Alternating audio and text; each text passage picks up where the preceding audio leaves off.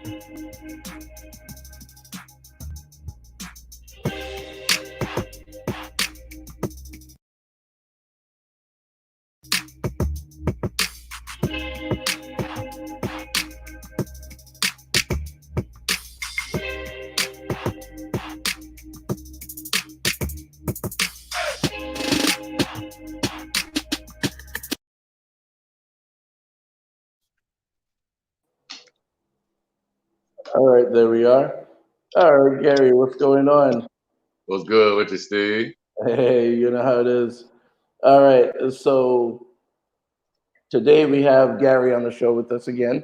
Today he's talking about his book from pillar to post, and Right. and I mean, like I said, he does a lot of great things with he's on Convicted Conversation. That's a show. He's the host. He guest stars. He's on everything. iHeartRadio, Breakfast Club, all kind of stuff. You'll hear him on different things from time Right. to time. You know. So tell us a little bit about the book. And actually, first off, I didn't know you were a writer, man. I mean, congratulations on the book. That's good. That's really Thank good. you, sir. Appreciate it. Yeah, I got a few things up my sleeve. So, Few things up my sleeve. what gave you the idea? What made you decide I want to write a book? Well, in school, I mean, writing was my thing, but never thought it was going to go anywhere. And at that time, um, a few times that I went to jail, for some reason, I knew I was going up for some serious stuff. For some reason, I always wrote a letter to my judge. He read the letter in open court, and they spared me, bro. Like every time, like they let me slide. I got a little slap on the wrist here or there. I got boot camp one time. but I always wrote a letter to the judge letting them know I was sorry for what I did. I committed crimes, and I'm not gonna lie and say I didn't do it. I did it, and yeah, they always looked out for me. So fast Hmm. forward to the future, after catching a lot of those felony charges, the last one that I got, the heroin charge, delivery and manufacture of heroin, Hmm.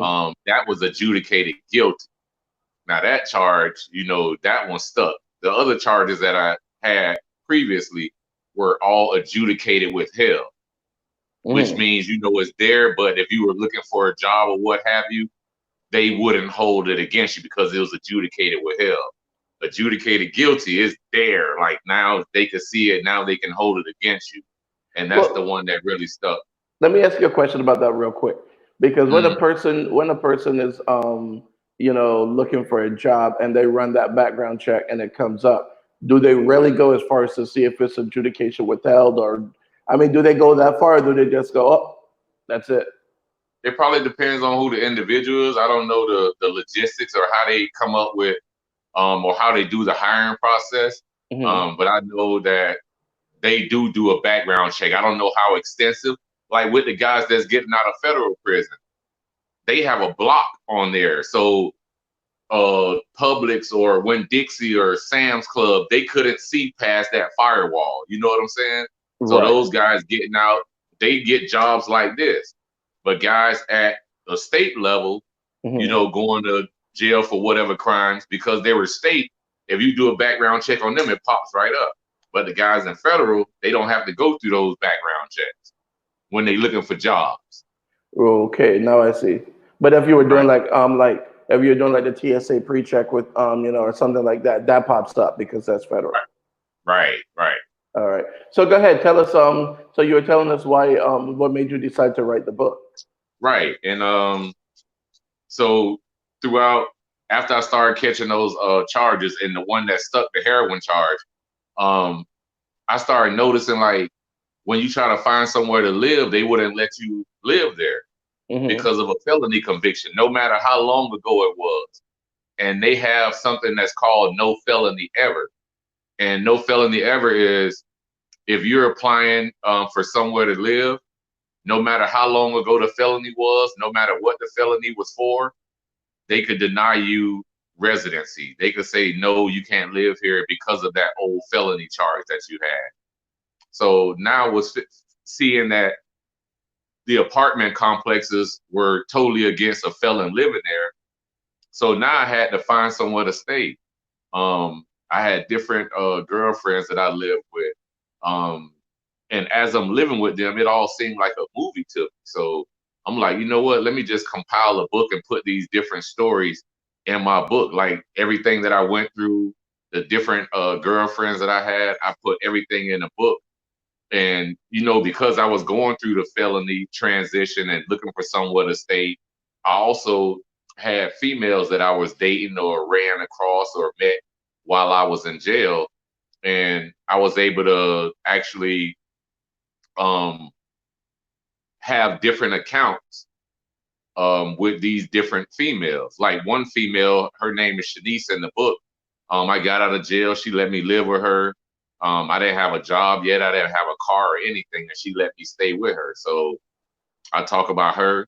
She was the first one to start talking about open relationships and things of that nature.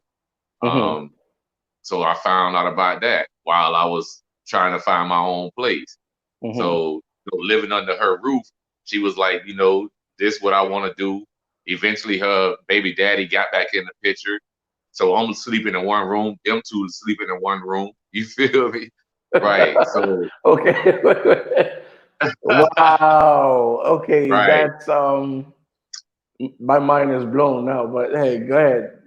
The women, hey, some of the women, they got it like that. They know what they want and they put it down like that. So again, I didn't have nowhere to stay. I didn't have no money. I was fresh out of jail. So I'm like, fuck it. I was Hmm. staying there first and then he got back in the picture and started coming around, etc. But yeah, I was there first. And one day I was going to the store and I saw he left a note on her windshield. And that's when he got back in the picture and started coming around. And she told me about him. She always had feelings for him. She still loved him. but they were toxic for each other, so they were broke up for a while. But that was just one chapter. Like, yeah, I get into a bunch of stuff with this book, man. Like, I get real into it. All right. So, how long ago did you? How long did it take you to write the book? I wrote it 14 years ago, and it's just been sitting there. So the original book that I wrote, Mm-hmm. I sent that to the publishers. They didn't really like that version. So I sent two different versions, and they liked the second one. The second one, it was still parts of the first, but it was more revised. Like I added in the migrant caravan that was coming towards America that was seeking asylum. I put them in there. I put a few other stories in there that I had. Excuse me So, one second. all right. Hey. Oh. So, this is a copy of his book right here. It's on Amazon. You guys can check it out at any time. Um, it's out there. It's only 14.95. You can also get it on the Nook, and I believe on the Nook is 4.95. You know. All right. You're back with us. All right. There we go. Yes, sir. I apologize. No, no problem. No problem. I was just showing them the book on Mhm. Amazon. You can't see my screen, can you? I can see you. The screen was up. Now I see it. Okay, all right, good. Yeah, so I was showing them the book and on Amazon, let them know that it's available and it's available on Nook as well. So you so Right. so so this book is not just about your story; it's also other stories. Then, from what you're saying. Right. It's not just about me. Like I said, it's different encounters, different females that I was dating. I'm talking Hmm. about life as a felon and other guys. I'm quite sure they could relate. You know what I'm saying? So I'm talking about just different aspects of being a felon and things that you have to go through for somewhere to live. You know what I'm saying? One of the So girls that was, go ahead. yeah, give us a little example. I mean, don't give away everything that people but give us a little bit. What do you mean? Like what's one of the things people have to go through just that the average person would probably say, ah, man, I never even thought about that. And like I said, the one was with the open relationship. I wasn't into it. I didn't really know much about it, but she explained to me what it was. You know, you could deal with multiple people and not have really no attachments. The other relationship I was in, I talked about with swinging, going to trapeze, different swinger clubs, watching people have sex, and that was awesome. You know what I'm saying? Like that was something I never did. But I mean, once you hear about it and you actually see it with your own eyes, you're like, wow, like people do this. Like, yeah, it was lit. It was fun. But if I didn't go through those encounters, I would have never been able to experience that. You know what I'm saying? Hmm. So, but yeah, like it was a journey. And I talk about being a convicted felon, a lot of people won't let you live where you want to live. So what you have to do, if you open up a company or LLC or incorporate it, you could live under your company name. You don't have to live under Gary McDonald anymore. You could live under your business, So right? you could have a business name. You can have a business name Gary McDonald, just like how lawyers name their businesses after them Right, after themselves, and right, live under that. right. So Because it has now, a separate EIN outside of your social security number. You have an EIN number or a tax ID number that you use for business purposes, and that's your new social when you want to find somewhere to live or whatever you're looking for. mhm. Use your business name. But those things I had to learn throughout my journey of finding somewhere to live. And you hear different things from different people. A lot of my bosses, rich as hell, white guys, convicted felons, been to federal prison, all type of shit, but they live under their companies. You know what I'm saying? They've been to regular prison, but they Mm. live under their businesses. And when they like certain people, they teach you and tell you how you could live the same way. You know what I'm saying? So all of them took Huh. to me and they gave me that game for free, and I'm giving it to other people with felony convictions that's chasing their tail and don't know what to do once they get out of jail. I never been to prison, but shit, my felony just like anybody else felony, and they treat you the same as a murderer. I've never been That's to true. prison. The most I ever did, Steve, was like 6 months, and you would think the way they treat me that I killed people or raped kids or molested kids. You would think the way they treat me, bro, you would swear I've been to prison before.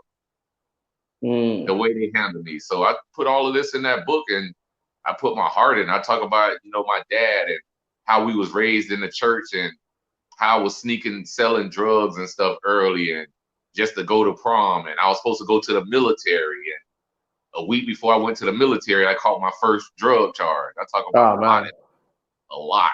It's a lot of sex in it, a lot of sex scene, a lot of So sex that scene. so if you hadn't gotten that charge and you went to the military, you your life would have been totally different.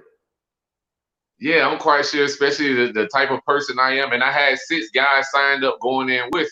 So I was going to be living good. They showed me what my check was going to be every month because of those 6 guys signed up to come in. It could have been, but I look at some of those guys that came back, Steve, and they're not They're, doing too well. You know what yeah, I'm saying? I don't know if it's mentally or what, or they became alcoholics over there, but a lot of them not doing too well. I had a yeah. good life over here. You know what I'm saying? And A real good life. a friend of mine, a guy named Tom, he actually has an organization called the Swamp Apes, and they take vets out into the Everglades to it's therapeutic for a lot of the vets. They go out and Uh-huh. but they hunt pythons and stuff like that. But Right. a lot of them would tell you about the things that happen and the things that they seen. And yeah, that's so. I mean, I can't really say your life would have been better if you went to the military instead of because I Right. mean, there's no guarantee you would have got back either. Right. You I know. mean, you never know. Like I say, I mean, everybody has their time. Everybody um has their destiny, but who Hmm. knows where I would have been? Who knows what would have happened to me at that time? I could have got blowed up over there. You know what I'm saying? Who knows? Right. Yeah. But as far as the streets out here, yeah, my life was good. Selling crack, selling heroin, and leaving that alone and going to corporate. Yeah, it's been really good. Really, really good. I don't know. I mean, like I said, I know the type of person I am. I'm quite sure I would have excelled in rank like really fast. Hmm. But who knows? Who knows, Steve? Who knows? I'm I'm I'm glad I took the chance being here and experiencing what I experienced.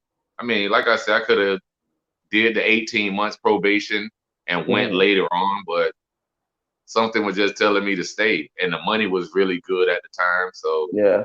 I ended up staying here. And you know how it is. I mean, God has a plan for everyone.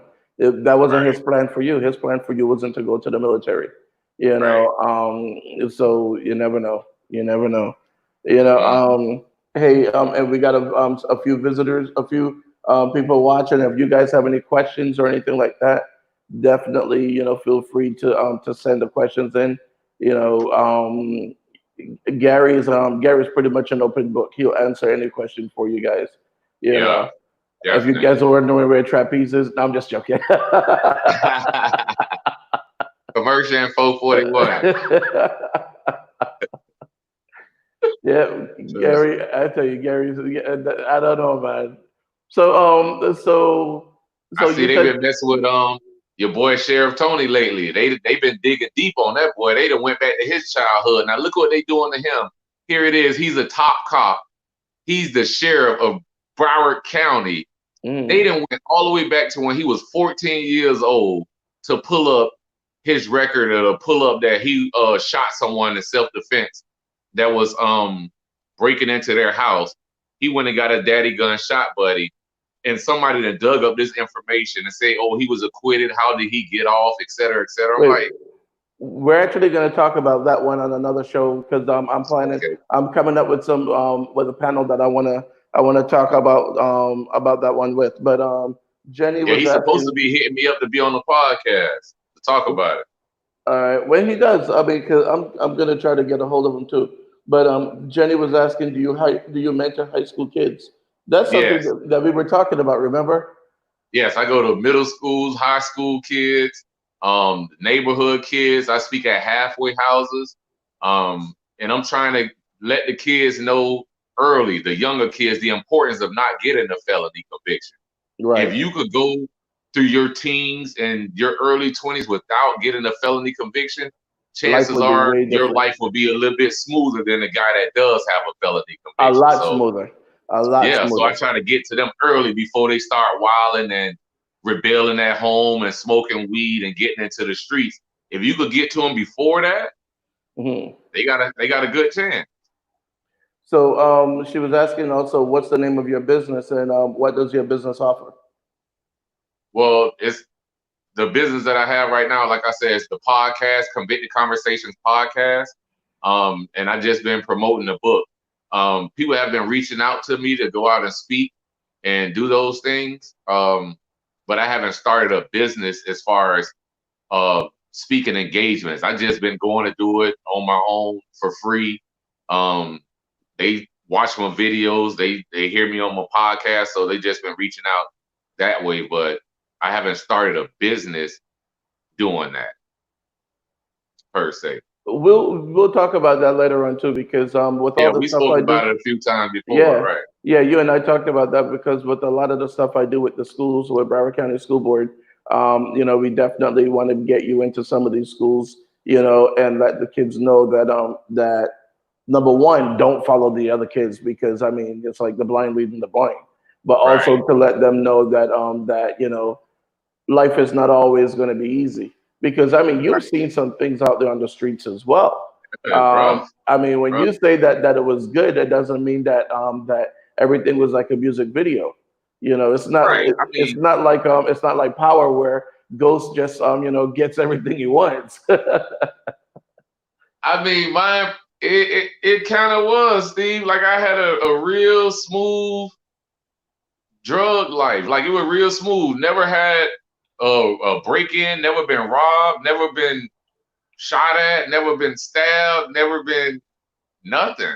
Like the only thing Wow. that happened to me was my customers set me up. You know what I'm saying? I was set up by my customers, but Hmm. nothing in the hood never happened to me that a lot of other guys go through. I seen guys that been duct tape, extorted for money, all types of shit. But for some reason, I had my angels always with me, and I was able to leave the game unscathed with only 3 years probation. So in this one, you were Ghost, and the other guys were what was the guy's name? The one that not Tommy the other guy, the one that sings now. I can't remember his name now. He was on the show, but he Oh, always to my Rotimi, to my yeah, Dre. yeah. Dre always got beat up, and he got everything always happened to him, but nothing happened Yeah, to I ain't Ghost. had that.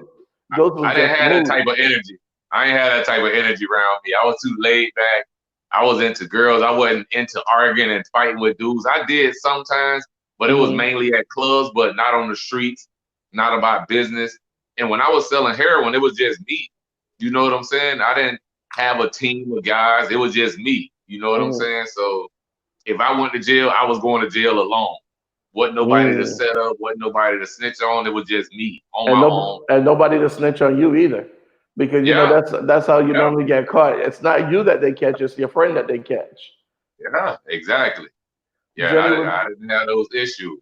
Jenny And was like I said, asking. by the grace of God, I was able to slide through without any of that bad stuff happening to me that happened to a lot of my other friends. Jenny was just asking when you reflect, what do you think the purpose was for you going through these things? What was the purpose for me going through it? Yeah, well, people always say that God has a plan and there's a purpose for everything. What do you think that was for you going through a lot of the stuff that you went through? To be able to share my story, to be able to let other kids know that's from the same hood that you don't have to let your past dictate your future. You could keep it moving. You don't have to be what other people want you to be. Um, my story is definitely designed and catered just for me because nobody else has it. Nobody else went through any of those things that I went through. And I know it's a reason that he had me out here and to go through those things without getting hurt to be able to share this story and to be able to change the narrative in the Hmm. in the black communities in these neighborhoods where selling drugs and breaking in houses and robbing and those things are glorified. You know what I'm saying? Like Yeah, people those types of things until something actually happens to them or to their kids or to their loved ones, it's like Yeah, nobody really cares until it actually hits close to home. But I'm trying Dwayne. to stop that before these kids get killed. I'm trying to stop it and get it into their heads now before they start selling drugs, before they start talking back to the mamas. And Yeah, look at it's only moms that's out here. You should see how many jits call me, Steve, talk to me, and used to come by my house when I used to stay in Hallandale because they didn't want to break in house. They didn't want to hang with certain friends. So they'll come and sit with me all day at my crib and see what I was doing, see what we had going on. This one I had started a tattoo magazine, but they didn't want to live that life. And for a kid to come around a grown up and tell you straight to your face, hey, I don't want to do that no more, man. Can I just come over here and chill with you? That meant a lot to me, bro. That meant a lot to me that them kids even look at me in that way. You know what I'm saying? yeah. Here it is. Now you look at the other kids. They don't even fuck with some of the adults. They don't even consult with them. They don't talk to them. They look at adults like we flawed. They like, man, them the old heads. They flawed. But, bro, we could save y'all a lot of time, a lot of Mm-hmm. energy, a lot of heartache. We could keep money in y'all pockets if y'all listen to the dudes that came before y'all, like we did. When I was growing up, Steve, I Mm-hmm. didn't hang with guys my age. I hung with Exactly. The old 30s and cats. Yeah. 40s. Bro, I Because you played know chess what? with grown men. I didn't play chess with dudes. They didn't know how to play chess. Yeah, these kids are playing checkers and the grown people playing chess. You know what I mean? And I mean literally, not figuratively. But you know Yeah, what, too? My dad used to always say, "The road you're walking on, I built it. I know where every pothole and every speed bump is." And it's the facts. truth. It's the truth. Yeah, These kids don't realize that we know where the potholes and the speed bumps are when it comes to right, these things. You know, right. um, Dwayne was saying, he was saying, real talk. He said he was there. You know, Yeah. Oral asked a question. We talked about this yesterday, you and I, after the show, and he Mm. was asking about, do you think they should legalize marijuana in the state of Florida? It is legalized in Florida. Well, no, now it's legalized for municipal purposes, but he means like legal, like California. Hell yeah. Everywhere, everywhere, everywhere, bro. They getting paid billions of dollars off of this industry that's been around, but it was in the hood. You know what I'm saying? Yeah. Now it's global and everybody could get a piece of the action. So yeah, it should be across the board. It shouldn't just be for certain states or certain municipal purposes. It should just be legalized across the board. And another thing that we spoke about yesterday too. What do you think about them releasing people if it's legal or if it becomes legal? Do you think they should release the prisoners that were in jail for marijuana charges?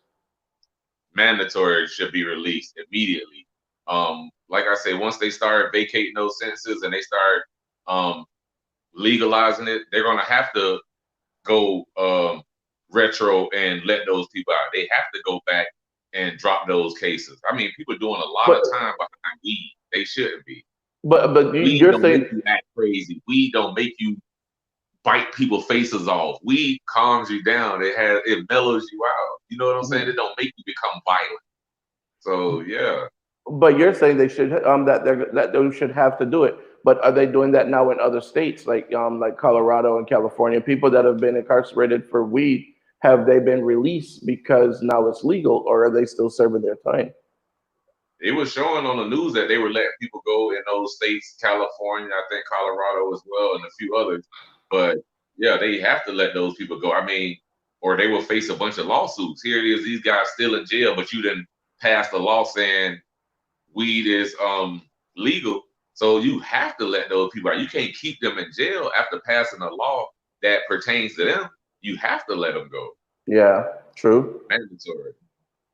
So yeah, Jenny is saying private corrections wouldn't want that because they'll lose a lot of money, which is true. I mean, we don't realize how much it costs to incarcerate a prisoner. For the cost Thousands, for the tens of cost of thousands. yeah, hundreds of thousands, depends on where that prisoner is, if they're in solitary, if they how often they went to the infirmary, all these different things. So Right, the cost of incarcerating one prisoner, you could probably say three, four, five kids to a state college, or right. maybe even if you're going to send them to a community college, you could send even more. Right, but Steve. but the money isn't in educating people. The money is incarcerating people. Right. And I mean, if you look at it, locking majority blacks up, I mean, look what it's doing to the economy. Look what it's doing to the black community. It's hurting us, right? And it's the majority of us locked up. You look at the numbers, it's staggering. It's damn near 90% black people locked up that are Hmm. serving these big numbers, these high levels of times. Bro, I don't see any other ethnicity or any other ethnic group going through the shit that we go through, bro. I swear to God, I don't. Bro, we're Well, targeted day in, day out for nothing. Look at the dude that got shot that we were talking about, the dude Aubrey. Like, bro, it's always niggas. It's always black people. It's always black, black, black. We know y'all can't stay out in the sun as long as us. We know y'all hate us for a bunch of different reasons. But bro, that's up to God. God gave us melanin. I don't know why he didn't give well, it to them. You feel? He but gave it to them. here's a question for you. Here's a question for you, right? So let's say, for example, you walked up to, because your program is not just geared towards, like when you're talking, it's not just geared towards the black kids, correct? Oh, So what do you say to that white kid that is going through a similar situation? what? Getting in That, trouble? yeah, getting in trouble, maybe wanting to sell drugs or whatever. What do you say to that white kid? Do you say anything different to him than you say to the black kid, or how? I mean, I'm just I talk curious. to them. I talk to them the same way because the majority of those white boys that's wilding out, they live in the hood. They hang with these black boys. They learning how to break in house. They learning how to scam. They getting tattoos all in their face in the jury, but they getting this from the hood. You know what I'm saying? They not living in the suburbs or these nice communities.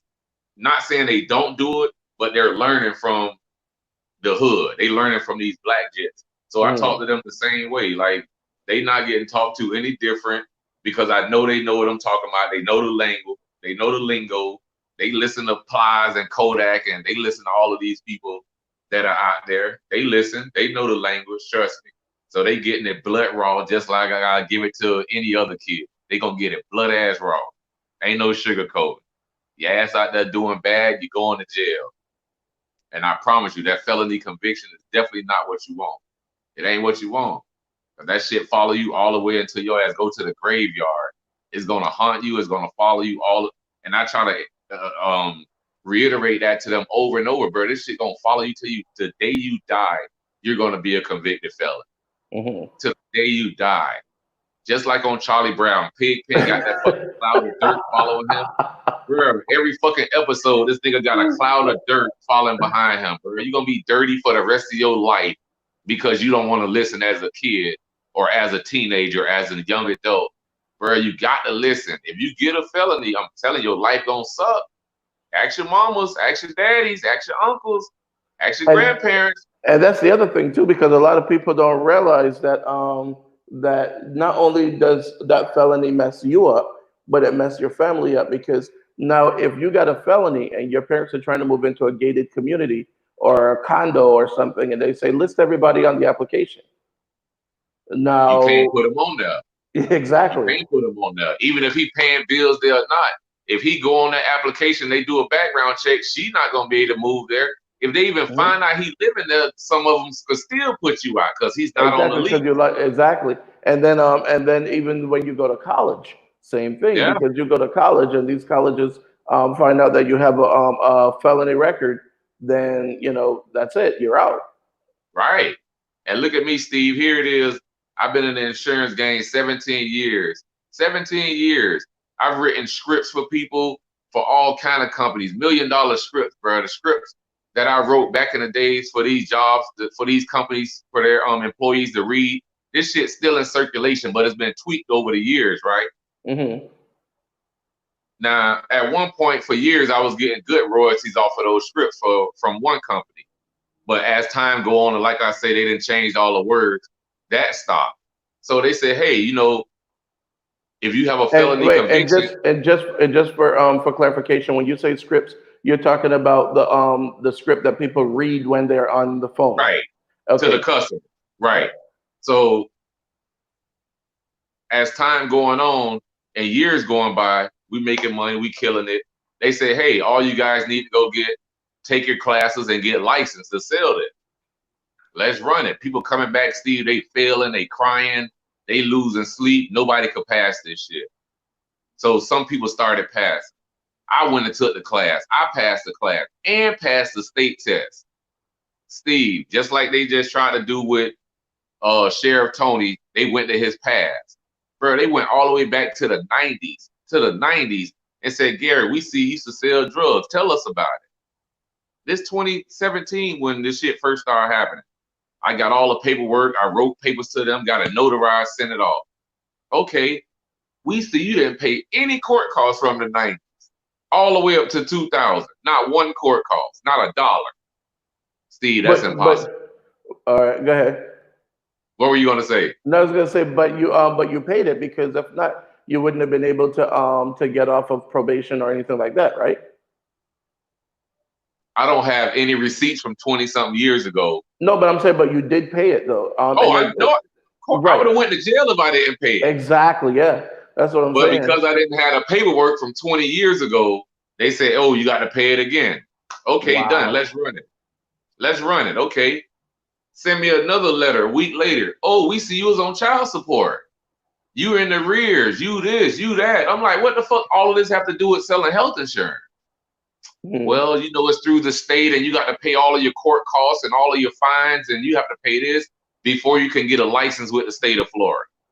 I'm like, get out of here, bro. Get out of here. And the same thing happened too with the tax business. A lot of people were doing taxes, and then all of a sudden it turned into, oh well, you have to have you have to get a background check and all kind of stuff just to be able to do taxes. I mean, I'll tell you a story. I'll tell you a true story. A friend of mine, her brother got out of prison for murder. All right, for murder. He got out of prison. He did like 20. I believe it was like 22. I don't remember how many years, but he did more than 20 years. He went and applied for a job at McDonald's, and McDonald's told him no. They turned him down because of his felony conviction. Do you know where he went to work?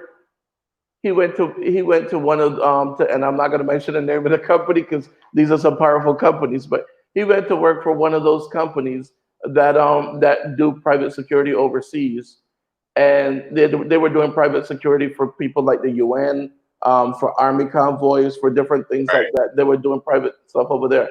As soon as he got over there, the first thing they do was hand him a rifle.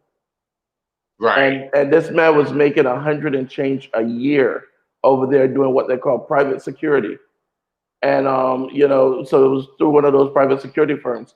And he can get a job at McDonald's here. But they handed him a gun when he went over there and was like, okay, here you go. It's like he was shocked.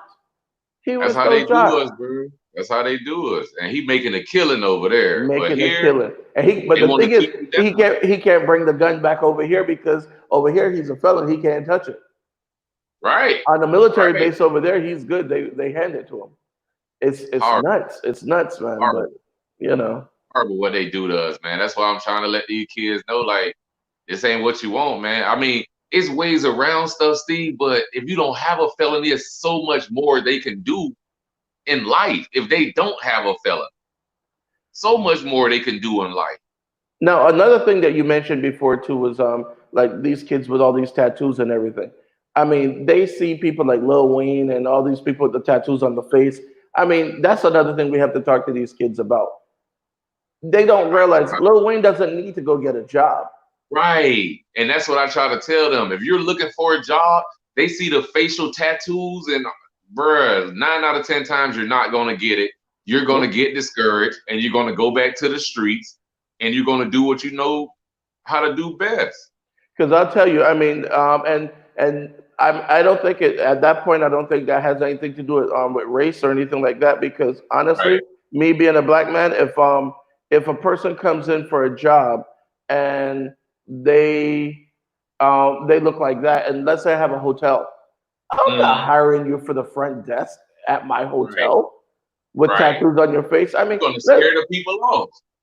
You know what I mean? And let's be for real. If you were to go to the hospital and you needed brain surgery, and Right. Lil Wayne walks up and they go, "Oh, this is your brain surgeon, dude." I'm not even asking for your credentials. I'm not asking for. Exactly. I don't want to see your transcript from college. I don't want to see anything. I'm good. I'm getting up and walking out of there. Right. I'm just saying, it's just the way that you look. It's the things that it's just the perception that you give. It's like a, Right. a person that does all that does not make great decisions. I'll just say it And that way. they say you're not supposed to judge a book by its cover. But that's the thing though. Okay, you as an author, you know that the most important thing is the cover because that's what makes people stop and look at the book. Right. If your book just had a white page that just says "read me," nobody's really gonna stop and read it. Or if it just Exactly. was a blank page, nobody's gonna read it. It has to look good for you to stop and look on the inside and say, "Okay, let me look and see what this book is all about." There's a reason Right. why people spend a ton of money on the cover of the book. Right. So these kids, they have to start to realize. I mean, there's a lot to it. We really have to start. You and I, we're going to talk. We're going to talk after this because there's some schools that, in particular, that we definitely need to hit. Right. And we see it all the time. We see the kids. We see the problems. We see the issues. We see the way that they talk to the teachers, and we see the way that they talk to their parents. I'm in Right. Walmart sometimes, and I feel like I want to just go over and like, hey, listen, kid, calm down. What? But of course, again, this is America. You say something to someone's kid, even though that kid may be wrong and maybe Hmm. doing something doing something disrespectful to the parent. You say Right. something, and now the parent wants to tell you to mind your business. Right. Or want to So fight you, yeah, that too. You know, or worse, shoot you. that That's too. but Yeah. that's the times that we living in, and it's unfortunate that we don't have the villages like we used to, where everybody was on our ass. We don't have that no more. Like you said, if people ready to fight or shoot you if you say something or you discipline their kid. And that's another thing. You just showed the cover of the book. If you see the cover of the book, Steve, Mm. it's not like the average covers that are out there. You know, everybody have these books, and I'm not saying nothing's wrong with it, but I didn't want to go that route and make it look like those black books, with the cover with the guns on the books, and the I didn't want those kind of covers. So I went with this kind of cover. And it's not a black dude per se, it's just a guy. I darkened his skin. And he's getting out of jail, and he's ready to see what life's await him. And it don't have to necessarily be a black guy. It could be anybody getting out of jail. Anybody Yep. can read the book. You know what I'm saying? Yeah. And could take from it. But I definitely didn't just want a black guy on there or people look at the cover and just be biased. I know they have um room for black authors and they have different categories and things of that nature. And people do like to read black authors, but Hmm. I just wanted to go a different route with my books, and I just want them to look a little different. Like you'll notice my books that are going to be coming out, it's not going to look like the average books with all the glitz and glamour and shiny watches and champagne glasses, and I don't want it Hmm. to look like that. To me, I And just don't want it to just be like black. Like some books you look and you just like but I don't know. I just want people not to judge off of that.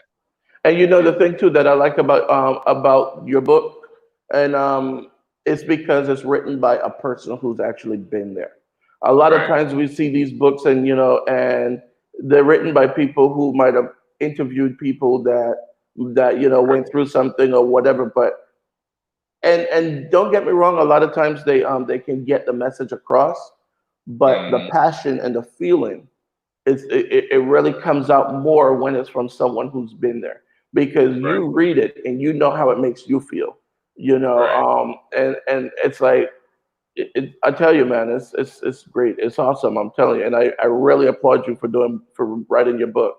I know a lot of Appreciate people that kept saying they're going to write books. I wrote a book about 10 years ago, and I still haven't published it yet. I And was sitting on mine for 14, so you already yeah. know it was just sitting there and talking to Charlemagne the God and a few times, and um, my publisher holding me accountable and like giving me a time frame. He was like, man, you got to knock it out. You got to knock it out. He was calling and checking on me. He was like, man, you got to finish it. You got to finish it. How's it coming? Like he Mm. just kept calling me every few weeks to make sure I was on it. Like he just stayed on me to make sure I was finishing. And I finally did. I rewrote everything and did it over, and there it is. It's doing really well. I sold a bunch on the streets, and Amazon, Barnes and Noble's been doing really well. Yeah, I sold like So 200 in the streets out myself. wow. I Yeah, was gonna say, so how many have you sold so far total? on the streets myself, 200. Yeah, What about over like 200. at Amazon and Barnes and Nobles? Yeah, I'm waiting on that quarterly report now. Okay. But But so is that it? was through a publisher up in New Jersey, Newman Springs Publishing, that I did that with. But Mhm. all the rest of my projects are going to go through Amazon, so I can actually track the sales. And they got analytics; they show you everything in detail on Amazon and Kindle Prime. So So the rest of the books are going to be through that. would you suggest like okay, like I said, my book it's been a long time. Would you suggest me going through a publisher the first time or doing the self publishing through Amazon? Yeah, self-publishing through Amazon, because, like I say, you're able to track everything. When you go through a publisher, they don't have the tracking tools that Amazon have set up. They don't have any of that. Mm, You're just basically going off of their word. You know what I'm saying? right.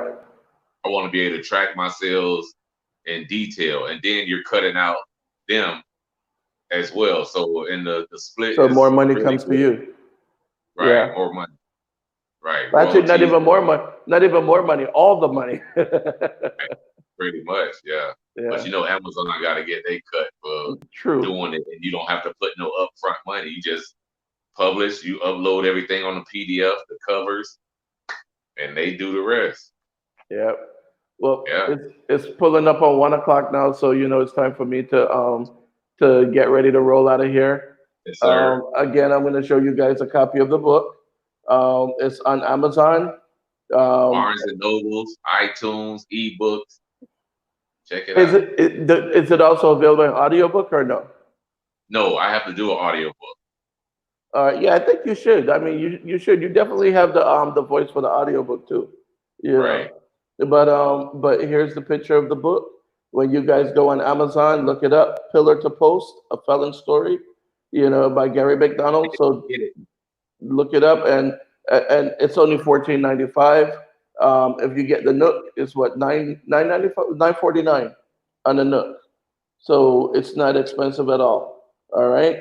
Um, so again, as always, we welcome to have visitors. If you guys, let's see, oh, someone posted, oh, Portia, glad to know. Okay, for the information about the book. If you guys want to promote your book, your business, whatever, inbox me or go to actually. If you go to Setmore, I'm going to type that in there. What's up, Portia? Yeah, What's up, my boy Wayne? I was wondering. That's what your voice. Yeah, Yeah. day one. Been around for a while. He's seen everything going down. Hmm. Trust me. So this that I just posted, if you guys want to do your, if you want to get on the show, if you want to promote your business, whatever the case may be, go ahead and send me a message, or you can just do it on there. Is set Steve B at setmore.com, and then you'll be able to see the calendar. You can just pick a slot that's good for you. All right. All right, so guys, thanks very much, Gary. I appreciate it. Thank you, Um, sir, for having me. yep, it's always a pleasure having you on the show. You know how it is. Um, Hmm. and let me see. I'm gonna go ahead and play the intro. I just created this last night, so I'm still working on a lot of stuff. Right, right. I don't have a production crew, so it's me. So you know how we do this thing, All right, guys. But I thank you guys very much for watching. As always, take care of yourself, take care of each other. Try to do a random act of kindness for someone. If you see that there's Real. someone in your neighborhood that doesn't have a car or whatever, take them over to these giveaways that they have for food. Right. I mean, don't just sit and say, "Oh man, that person over there hungry." Okay, if they're hungry, help them out. Do Right. something. If you have extra stuff, if you go out to get food, whether it's at the food bank or whatever, and it's something that you don't eat, give it to that person. Give it to the neighbor. Don't just throw it away and say, "Oh well, I don't eat this," and throw it in the garbage. No, we got to take care of each other, people. You are your brother's Right. keeper. Okay. All right. So, and don't forget, go out and get the book. It And check is, out my podcast, Convicted Conversations, every Monday, Wednesday, and Friday. yep, definitely. Convicted Conversations. On iTunes, on not iTunes, on iHeartRadio. iTunes, Google Pod Oh, Paradise, oh, you're all over. iHeartRadio. Check me out every Monday, Wednesday, and Friday. New episode. All right, guys. Thanks. I appreciate it. If you guys have any other questions or anything, don't be ashamed to call me up. All right. All right, Gary. Thanks very much. I All right, appreciate it, Steve. man. Thanks for having me, bro. You're welcome. Wow.